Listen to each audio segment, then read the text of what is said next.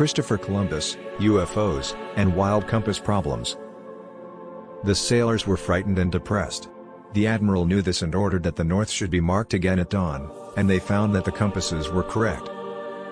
The reason was that the North Star seemed to be moving, not the compasses. UFOs are the hottest debated subject on the internet, in pubs, restaurants, and family dinners. No longer are we shy to read, write, or speak about unidentified flying objects. We've all seen at least one UFO. Others, like me, have seen them several times. UFOs have become something that we are not accustomed to. No longer is the subject a conspiracy. In fact, scientists are working to figure out what UFOs represent. NASA has a special group of astrophysicists working on that. The Pentagon has a UFO office that investigates sightings. And I must again remind you that the US Congress has implied UFOs are extraterrestrial technology. In other words, the truth is out there. But UFOs are far from being just a modern thing. In fact, throughout history, we find many accounts of UFO sightings. Some of them even date back to ancient Egypt. Others, perhaps the most famous, date to medieval times. What few people know is that Cristopher Columbus encountered strange objects in his journey towards the American continent. Although his original travel journal was lost, there are certain copies written by a man called Bartolomé de las Casas.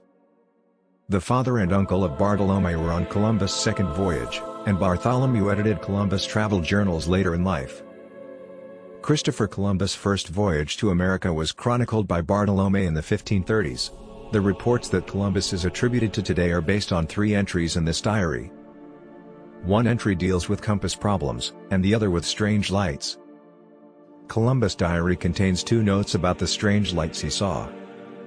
Their first encounter took place on September 15, 1492. They sailed 27 leagues that day and night and several more on their way west.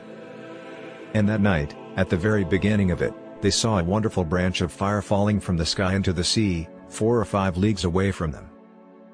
The second strange light, which Columbus and his ships first saw on Thursday, October 11, 1492, was also reported in the diary. However, it was so faint that the admiral did not want to claim that it was land. But he called Pero Gutierrez, and told him that there seemed to be light there and that he should look. So he did and saw it.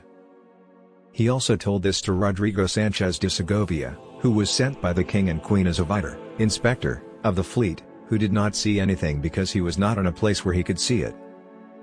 After the admiral had uttered these words, he was seen once or twice and looked like a small wax candle, that rose and rose up, which seemed to be some sign of the earth.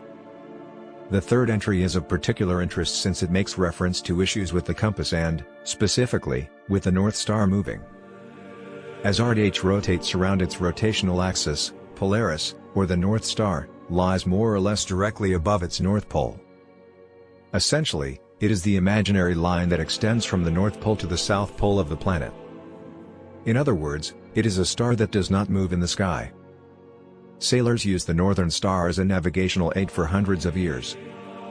This is the third entry dating back to Monday, September 17, 1492. The pilots took a course to the north, marking it. The pilots found the North Star in the sky, and compared it with its compass bearing, and found that the compass is deviated to the north by a full point, that is, by 11¼ degrees.